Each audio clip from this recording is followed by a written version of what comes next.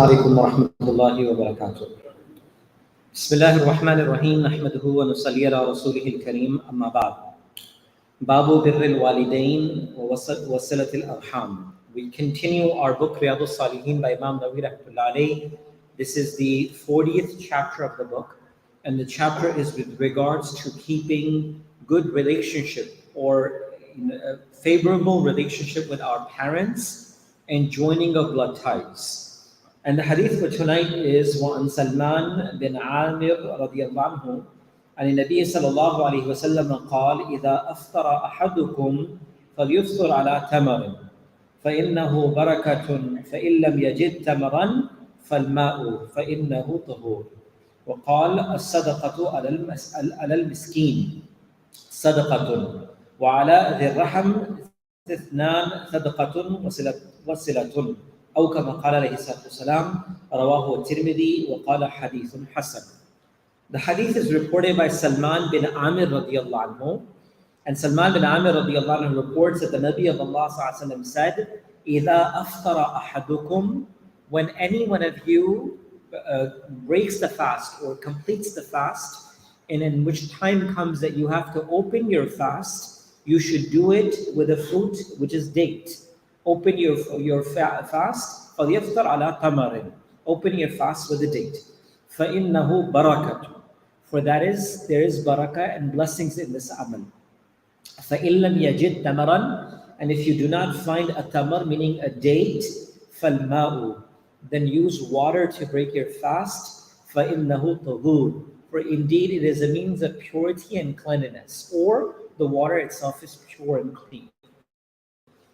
There's a second part to this hadith. I'm going to come to that in just a few moments. But just a quick reminder, brothers and sisters, that fasting itself should become a continuous habit for us. Fasting itself is not only for Ramadan itself. Yes, Ramadan is fard obligation, but fasting should become a part of our lives because there is so much khair in fasting itself.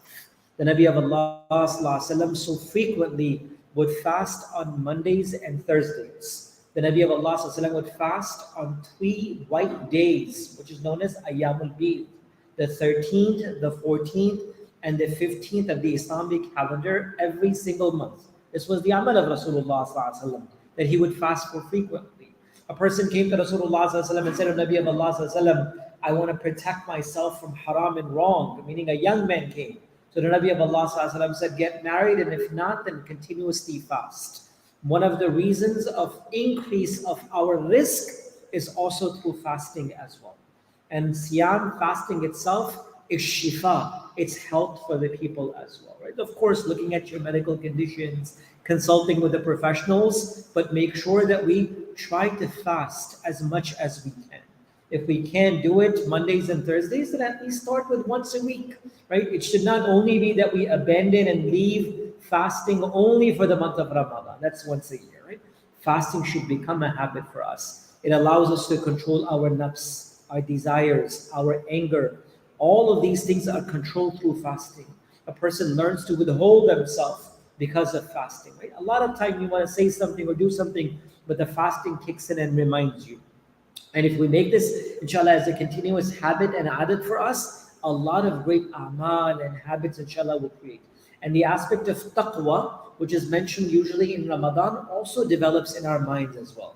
Right? As kutiba alaykumus siyamu kama kutiba la'allakum tattaqun. So the essence of fasting is taqwa, consciousness of Allah, the fear of Allah, the awareness of Allah. So fasting creates that. So we should try our best. The hadith says, open your fast with tamar, with date. There is barakah.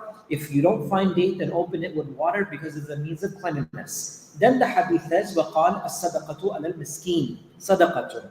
The Nabi of Allah said, your sadaqah and your charity towards those who are in need is a sadaqah, is charity, which means often give charity to those who are in need. وَعَلَى ذِي الرَّحَمِ, and if you were to give this charity to those that are closest to you in relationship, in your relatives, then the Nabi of Allah said, Ithnatan, meaning there are 2 rewards for this. Sadaqatun wa silatun, meaning you are maintaining ties and you're also giving sadaqah as well. So when it comes time to sadaqah, generally, then of course we look for those who are closest to us in our relationship. And those who are in need, who are muhtaj, who are in those conditions that they don't beg and they don't ask of people, but they are in need, finding relatives that are in need is the number one place where our sadaqahs should be given.